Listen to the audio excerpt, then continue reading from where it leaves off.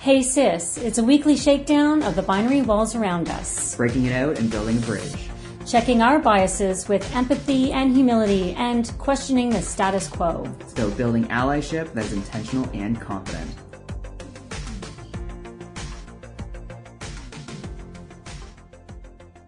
Hi, my name is Cynthia. And my name's Isaac. And we're super excited to be coming to you with Hey Cis, a weekly podcast. So my name is Isaac and I use he, they pronouns. I'm a non-binary trans person and I've been openly trans for about, it's 2020, so about 8 to 10 years, yeah, so it's been a while. Although with the amount of time it's taken us to get through 2020 so far, it's like more like 18 years. Yeah, exactly, yeah, it's added about 10 years on top of that, it seems to be, yeah. I'm Cynthia. I use she, her pronouns, and I am a cisgender parent of a trans child. So our little one transitioned in elementary school, and they were their school's first openly trans student, but no doubt likely not the first trans student within the school. And I've been advocating for them ever since they've come out and just trying to figure out why they've been erased through their whole childhood in school and all around us, and how very little I knew about trans and non-binary people before I realized I had a child who is one. So, yeah. So I'm sure your kind of conception of what transgender meant kind of changed as soon as you had your child, correct? Like when your child came out, or were you? Oh, transformative. Yeah, like totally, for a pun on the word. I had no idea what trans meant. But my kiddo, when he got the language to be able to identify the stuff that he'd been grappling with inside him, he knew exactly all the language and what it meant, and was a real educational piece for us. So as parents, for me, it was a huge learning curve, and I'm just grateful I was able to take the time to listen to what they were telling me. Yeah, and I think the biggest kind of like 180 comparison to that too is that the younger trans generation that is now coming up. Like when I was younger, it wasn't 20, 30 years ago, but the internet was still relatively quiet when I was 14, 15, and the time since then. You can find everything out online. Like I first found out I was trans because I was in a hospital program and there was someone there who was also identified as trans, and I was like, I now have a name to this like feeling that I've been feeling for so long, because I had felt trans for 4 or 5 years before that, but then I finally, once you find that name to attach to it, it's like everything starts lining up and you know where to go and you can find those resources. So I think the term transgender is eye-opening for so many individuals, but I think the definition of what transgender is something that's skewed often. So, because I find the term transgender really depends on the individual. Like it has an over-encompassing, like this is what transgender means, but it's very personal. So Isaac, I can totally hear what you're saying, and I can imagine before you had a name to put to what being trans is, it must have been kind of scary, like those feelings that were going on inside you. Maybe you can just talk a little bit about what being trans means to you, and what was it like when you finally had a word to explain those feelings? Yeah, no, it definitely, like kind of as I mentioned, it was very eye-opening, because once you find a word, because living your life as a cis female for so long, and you're like, okay, is this me? I was going through a lot of mental health episodes, which subsequently was part of not being able to find that right word, but like anxiety, depression, suicidal thoughts, like substance abuse, like things like that. And then once I found this word, it was just like, the clouds opened up, like it was like a whole new day. And I think that's probably one of the biggest things too, is that a lot of people don't realize that like just having a word for something that you're feeling helps validate that so incredibly much. And so like trans to me simply means that like you no longer identify, or you identify as something other than what you were given at birth. Would that equal to like your understanding of trans, or? Yeah, I think I thought of it as an umbrella term for somebody whose gender identity doesn't align with their sex as a sign of birth. And that's a very clinical way of putting it. Yeah. But actually, when we should clarify, this helps to clarify for everybody out there what cisgender means as well. That's probably a better question. Yeah, exactly. You might be going, "Hey sis, what is this?" I'm like, "I'm not your sister. I'm probably old enough to be your mother." But cisgender is very cool. The Latin term. So cis is on the same side as. So cisgender is for anyone out there whose sex is a sign of birth simply aligns with how you feel about yourself. So your gender identity on the inside. So so trans. For some people, it can be not aligning with your sex as a sign of birth and kind of going completely the opposite way, right? And can be very kind of definitive. I was assigned female at birth, and no, I identify as a male. But for others out there, you can lie somewhere in between. Is that right? And feel not quite female, not quite male, and sort of gender fluid.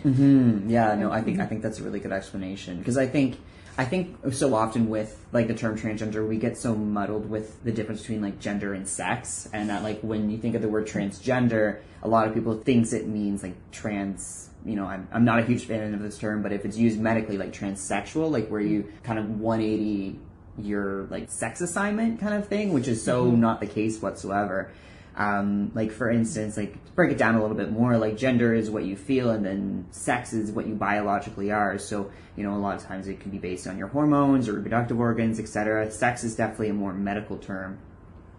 Typically uses, you know, male, female, or intersex, and there are also other options as well. Hormones are not black and white in any shape or form, so. No, it's complex. It's totally. I love Oprah Winfrey with Janet Mock, a trans activist and model out of the U.S. In one of their Oprah's Soulful Sundays, having a conversation with Janet Mock, it was said that sex is who you go to bed with at night. Gender identity is who you go to bed as. Yeah. Right? Yeah. And how you see yourself in your dreams and who is your most innermost sense of self, really, isn't it? Yeah. And like gender, like at least for me, I always see it broken down into like gender identity and gender expression. So gender identity is kind of how you feel about yourself, and then gender expression is how you show yourself to the world, kind of thing. So some individuals, like for myself, for instance, I'm a non-binary person, that's how I identify, but when I dress up in the morning, I try to dress myself as masculine as possible, because of the fear of being misgendered or being skewed to be a woman. Mind you, I have facial hair and everything. In a societal norm, most people would be like, nah, you're, you know, a man. No, yeah. But that's how I choose to portray myself socially in order to align with, you know, my gender identity. And other people, you know, they might identify as something else, but represent themselves socially in a different way. So that's a really good point, because gender expression and then gender identity, I hear this so often. People get really confused if they see someone who is, say, presenting butch or presenting, you know, more masculine. So if a person who identifies as a man wears nail polish and wants to wear makeup, does that mean that they're transgender? Yeah, exactly. And the answer is no, right? It's not. That's so your gender expression is just basically how you present yourself to the world, and it can change, right, all the time. And and that being said, you know, you can identify as a cis man or a cis woman, and that doesn't mean you know, your gender expression has to be feminine or masculine or neuter or whatever have you. You know, you can identify as a cis woman, and you know, your gender expression is also like feminine, but you can, you know, be more masculine. Like women are allowed to do masculine things. So Isaac, personal question then. Yes. So you use they and them pronouns, and you use he him pronouns. So if you had a preference and you wanted people to address you as one particular, would you prefer they them, or does it really not matter to you? It honestly doesn't matter to me. Like I don't know, like I know a couple other people who like they just use they say he, they, but they prefer they. But for me, for instance, like I don't really care. It's literally just like anything but she, her at this point. Okay. That's kind of like my outlook for it. Like there's also like neo pronouns, which aren't like the traditional like he, they, she kind of thing. And if you want to call me those, that's fine. But like, right, I know, and I hear new pronouns all the time. Or I see them in writing, depending on what country you're in, and that too. And I wouldn't necessarily know, but I think for me, if I don't know, I just tend to go with they, them, and just keep it gen neutral, or use the person's name, or ask. I mean, I always try to encourage people, like, you can ask without being offensive if you're asking intentionally. Only this past weekend, we bumped into someone who my kids were hanging out with a friend, and a neighbor wasn't sure of their gender, and they thought their name was a masculine name, and it was actually a feminine name in this instant. And, you know, we had to kind of have the conversation like, oh, no, well, you know what? Names can be for anybody. And nowadays, you know, you see lots of names that are used female, also used masculine, and crossing over. So I always just think, when in doubt, say, hey, I just don't want to get it wrong. Can you help me out here? What are your pronouns kind of thing? Like, I think that's something that we need to start integrating into, like, our greetings to individuals, and especially in like professional environments too, like whole other can of worms. But like on that topic, it's really funny because my parents, for instance, they both have gender neutral names. So people would call and they'd be like, "Can I speak to Mr. such and such?" Like, and I'm like, "Yeah, here he is." Like, and they're like, "Ah, there you go." But so many people base names off of like what their genderification, I would say, is like based off of, you know, like Mike is a man name and Sarah is a girl name kind We're of thing. so gendered, aren't we? We're like, wait a minute now, you're wearing pink. I still remember this. I'm saying this. It was my niece when she was like 3, hadn't started school yet, and so her socialization had pretty much come from the home and TV, you know, certain stores where she goes through with her parents, and she was at a McDonald's, and she pointed out to a guy who's wearing a pink t-shirt and was like, "Daddy," horrified, "he's wearing a pink shirt.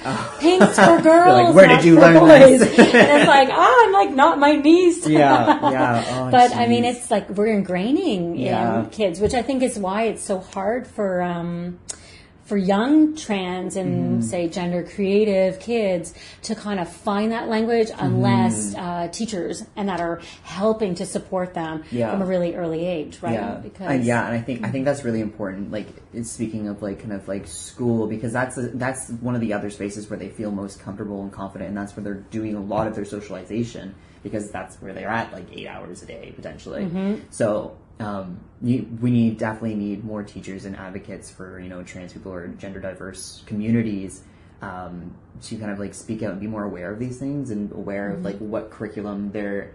I would use the term enforcing kind of on youth, because a lot of times, you know, some of it is very, you know, cis centric, and it's focused on, you know, girls over here, guys over there. Yes. Like, when our kid first came out as trans, I think it was, you know, I probably equated it a lot to cross-dressing. You know, I had seen Priscilla, Queen of the Desert, and, you know, I grew up in Ontario, and it was, at the time, it was a small town. Gosh, it's Brampton. It's not small by any means now. And I did a lot of traveling, and by the time I landed out here in Nova Scotia, like, I still hadn't met anybody who was openly trans as far as I had known.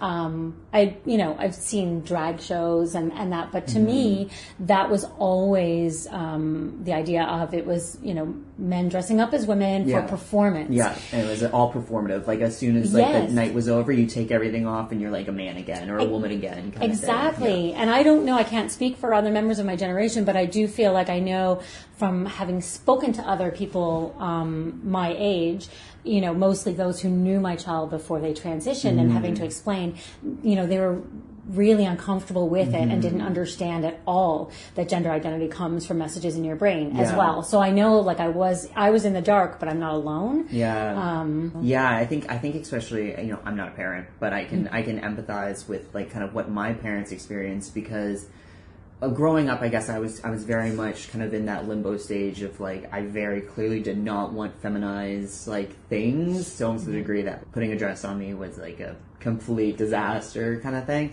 But I was like a kid at the time, and I think, I mean, I'm not in any shape or form saying that, you know, if you're a female identifying child not wanting to wear dresses, that suddenly means they're trans. But I think there's a lot of kind of like key things that you can see in a child's history from since birth that, you know, might kind of lean them towards like, okay, they're starting to, you know, not be comfortable around the binary. Like, is there something going on that's deeper that I can't really get out of them, or they don't know the proper words how to describe how they're feeling?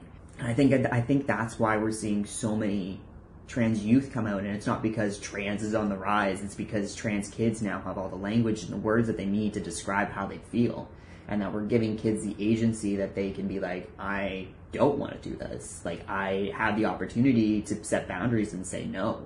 And that was something that, you know, a little bit in my generation, but definitely many generations before of trans youth had to go through a lot of, is, you know, not being able to transition until they were, you know, in their 30s or 40s and done their career. And that's what causes so many of those like mental health challenges, like you're saying, you know, and why trans was so pathologized traditionally, because when you're not seen or you're not represented and you're feeling this particular way, but nobody's validating that, of course you're going to feel sadness and you're going to feel stress, because you're going to start to think, oh, there's something wrong with me, which can lead to depression and, you know, spiking levels of anxiety and that. But like, as we said, through like the American Association of Pediatrics and even the Trans Health here at the IWK in Halifax, once a child, a trans youth, recognizes the language and they're supported, those statistics drop from, say, I can't think off the hand, it was like 70%, you know, have suicidal thoughts, and that drops right back down to 3%, aligned with any cisgender child growing up in a family when they're supported and they have that language. So it's really important to note that it's not a pathology, and often the anxiety, the depression are not, they're more the symptoms of not being heard, and they don't make somebody trans, you know, and that I think is a big misconception. It's like, oh, let's treat the depression and you're not going to be trans anymore. Or like, right? People have this idea that like being trans, or especially like identifying as trans as youth, especially those younger than, you know, 15 or puberty stages, like, oh, it's just a phase, like they're just in their like experimenting phase kind of thing. And I'm like, like, sure, it could be a phase, but a lot of times maybe they are genuinely trans. Like, what harm will it do if you allow your child to explore their gender, right? Like, you're giving them the opportunity and the agency to explore themselves and to give them the ability to, you know, start making those building blocks to figure out who they want to be at a young age. There's absolutely nothing wrong with, like, you know, you have a son, letting them go out and buy a dress and wear it, see how they feel, or letting them experiment with makeup, or if you have a girl, you know, taking her out to buy boy clothes. I remember when I was a kid, I used to buy boy clothes just because it was more comfy and had nothing to do with, you know, gender or anything like that. I mean, maybe it did now that I'm looking back at it, but, you know, there was absolutely no harm in doing that. So I think a lot of parents, you know, are like, oh, I have to like protect my child. Like, you know, if my child is going through these phases, like, I don't want them to get like sucked into this like trans propaganda. But in reality, you're doing quite opposite. You're not protecting them. You're, you know, giving them space, and freedom. You need to give them the freedom to do it.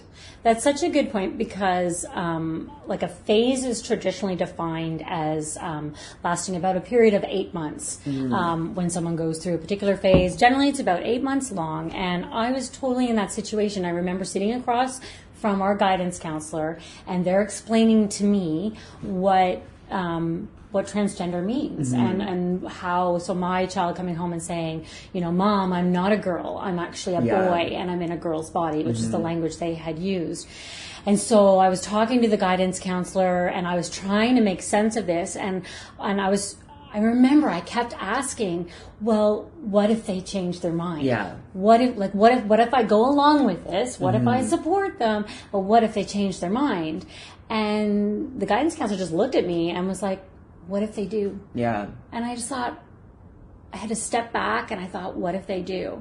And what harm is it? And that was it. It really put it into perspective that really, so what if they do? I've given my child that opportunity to explore who they are and know that, I took away that fear of rejection. I think that's the biggest thing, right? Is that when you lay, the building blocks there that you can identify as this or you can dress like this, you're telling your child automatically that you're a safe space.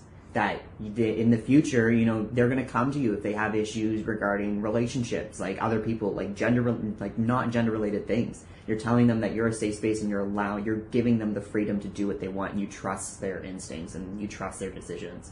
I think that's probably the biggest thing that, parents of gender diverse kids seem to struggle with, is that like, what if it's a phase? But it's exactly as you said, like, what if it's a phase? Like, yeah, but now there's a lot of trolls online, and and sometimes like when you're you're educating, and then you get that pushback of somebody going, yeah, but when I was little, I wanted to be a frog, but I can't be a frog when I grow up. So should we be humoring our kids? Yeah.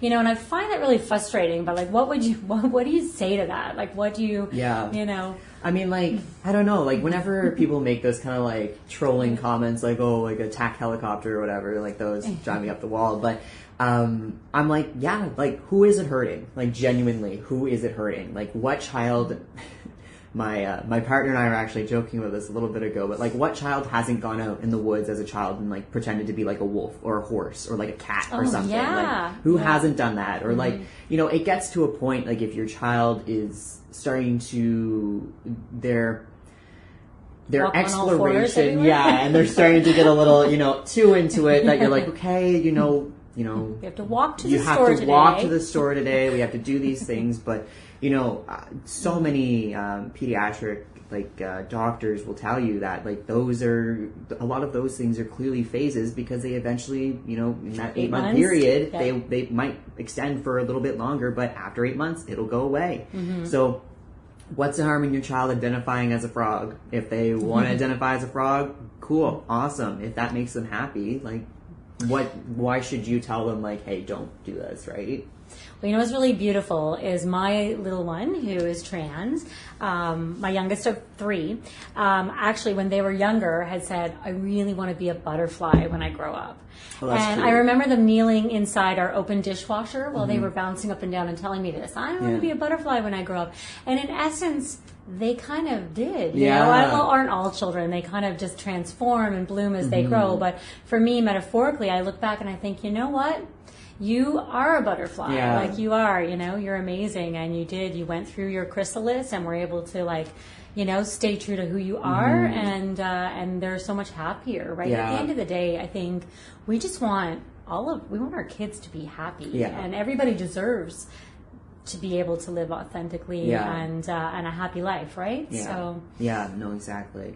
And I think something else we should dive into here just is the differences of transition, just kind of even on the topic of like a butterfly and like going through that chrysalis phase.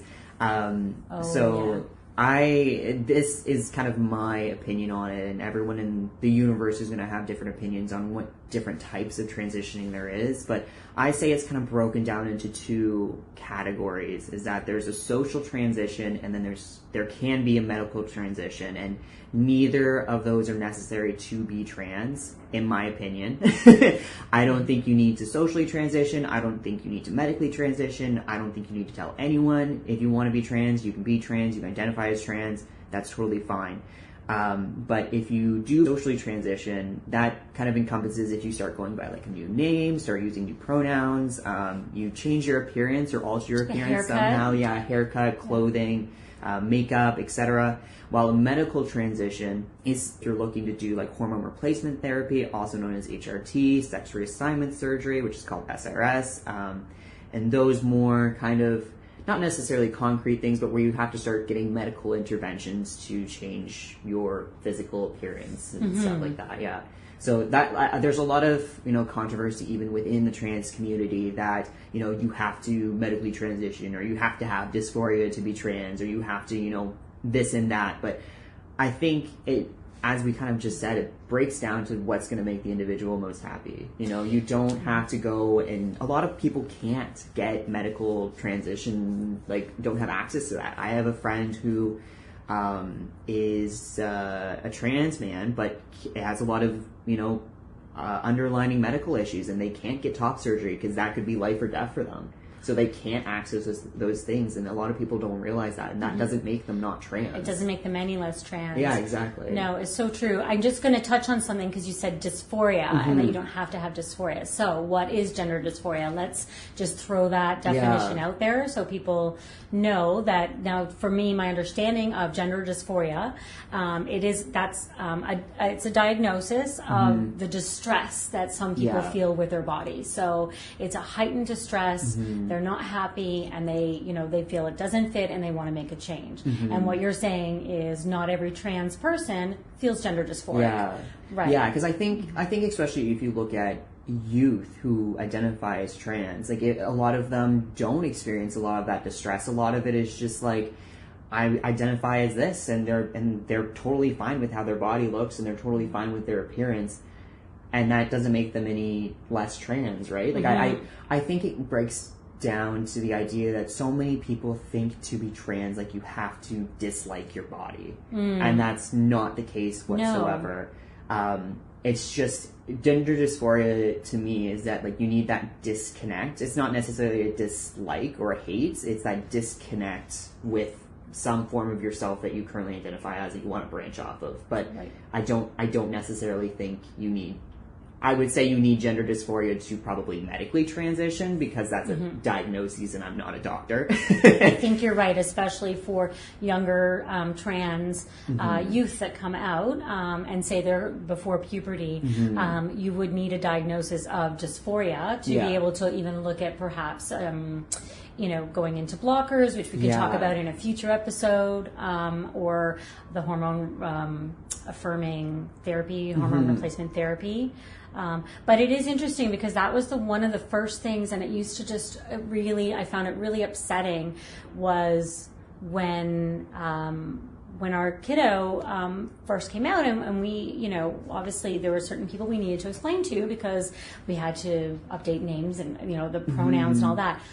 Their first question would always go to surgery. Yeah. And it would always go, so are they going to have surgery? And I was always so taken aback because I would never ask them, are you going to have, is your husband going to have a vasectomy? Is your, that's just such a personal, and I don't know, like if they Why are you so concerned with my child's genitals? Like, exactly. That's weird. That's their decision and that they will make when they're, I can only help them right now, like with the social stuff because, hey, let's face it, I make the hair appointments, I buy the clothing and all of that, so that's up for me to support, but I'm sorry, no, my 10-year-old is not going to be going into having any kind of surgery at this point. Even if they wanted to, there's still so many barriers and checks and everything along the way to ensure that everything is done safely. So when I first came out as trans, I got all those questions like, when are you getting surgery and stuff? And it was a lot of questions from fellow trans people. So I was like, really? Yeah.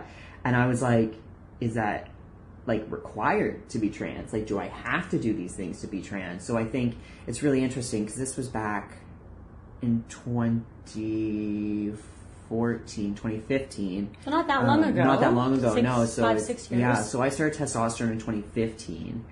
And when I started, when I was talking to the doctor, I felt like I needed to be a macho man. I needed to do all these things. Because when I first started on HRT, hormone replacement therapy, I identified as a trans man. But then after being on testosterone for many years and realizing, no, I don't identify as a man. That's not where I feel myself. I identify as masculine, but not a man. Because I still felt that uneasiness with that term.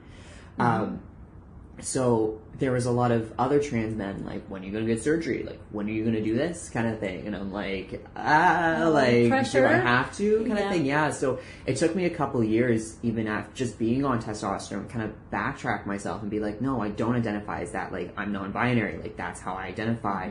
And being on testosterone hasn't changed that. It hasn't made me feel like I need to be a man or that I need to, be hyper masculine.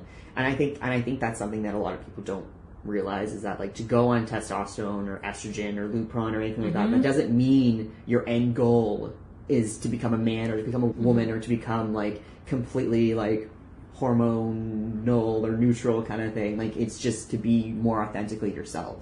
Right. Yeah. And that's a really good point. And to add a little more onto that, when our little person transitioned in the beginning, they almost went really machismo as well. Yeah. Like they almost, I know I had some family members saying, oh, it's almost like they're putting it on. They just seem like it's too much, like it's an act. And I was like, well, no, whoever they are is whoever they are. Yeah. But I think almost it was that sense for them that they had to prove themselves. Right? And so in the very beginning, like, it's like, oh, no one's going to believe me. I really need to show them this is who I am. Mm-hmm. And then it was with a little bit of time, as months went on, they relaxed into themselves, which is still like 100% masculine for them, but not as strongly masculine as it was before. Yeah. I think that's so incredibly normal, like, for people who are starting, like especially hormones in particular, or even just socially transitioning, that you feel the need that, like, you have to, like, appease the binary. So if you're, like, if you are a trans man or a trans woman or, like, non-binary or whatever have you, genderqueer, you have to be that kind of, like, stereotype. Like, if you Google, like, what does a trans man look like, you need to fill that, like, box. But we don't realize that that's a box that we're also putting ourselves into, and that doesn't need to be the case, you know? There's so many different types of trans men. Like, I'm 5'5".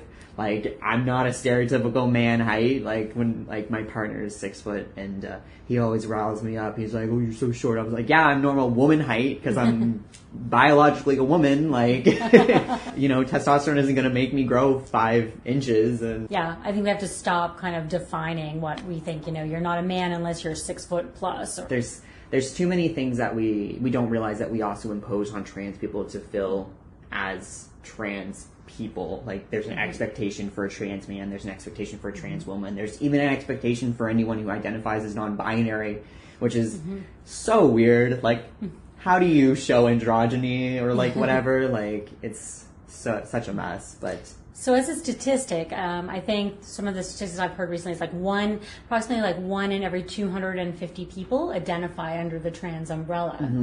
But, you know, likely the number is probably much higher because we haven't been capturing statistics, accurate statistics. Yeah. I did hear that Stats Canada is going to start trying to capture more statistics around the trans community starting in 2022. Oh, that's awesome. Yeah, which would be really great because it is hard to argue the supports needed and necessary. Like, I've heard even from local politicians in Halifax that, you know, the numbers aren't there. Their numbers aren't there to justify educating. And I just think, oh gosh, you know, how many do you need? What's the number? What's the number to not erase one person? Well, that's the thing, right? Like, what number do you need to start having an inclusive platform and, like, start including individuals of, like, different identities into, you know, your curriculum or your, you know, your workplace or whatever. Like I find that kind of conversation so troublesome when people base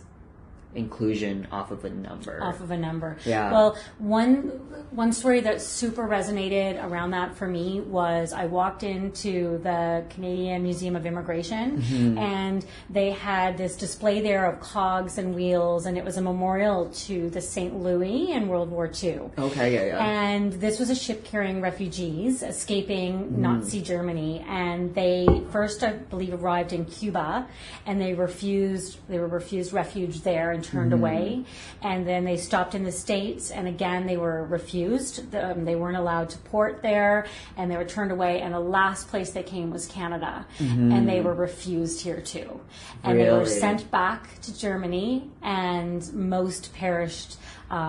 They suffered horrible atrocities, but hundreds and hundreds died then in concentration camps, and it coined the phrase like, how many is too many? Yeah. How many is, and those are those policies that we had back then that turned away and turned a blind eye upon people. And I think it just really speaks to our humanity on how every person needs to count. Like diversity efforts, like when people try and, we were talking about it the other day, but like the tokenism, like, you know, you need to be authentically diverse and not like an intentional, we're going to include one trans person in the statistics just to fill that bucket role. Right, exactly. And it's the same with like, every other, minority group, like people of color and stuff like that. Like we all experience that very similarly, that, the tokenism kind of aspect. And I think that, that's very tough. Mm-hmm. Yeah. Hey, cis folks, so thanks for hanging out with us for this half an hour of our very first podcast episode. It would be really great also if you have things that you want to ask us, if you have questions, you can safely email them to connect@simplygoodform.com, and we'll be happy to answer any and all questions in upcoming episodes. We're going to be coming out again next week. We can dive a little bit deeper. We've got lots of amazing topics coming up. For Hey Cis, I'm Cynthia. And I'm Isaac. And we'll talk to you soon.